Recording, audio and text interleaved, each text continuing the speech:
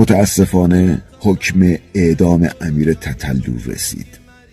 گفتم متاسفانه چون این پسر میتونست یکی از اسطوره‌های هنر این مملکت بشه.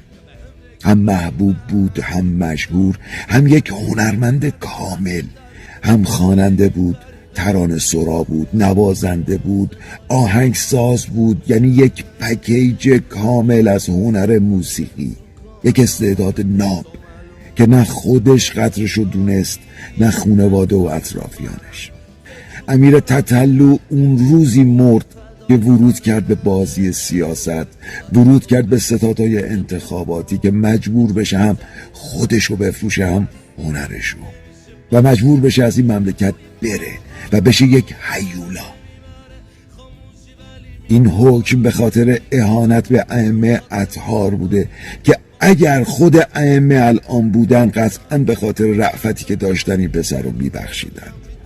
منم امیدوارم رأفت اسلامی شامل حال این پسر بشه و بخشیده بشه.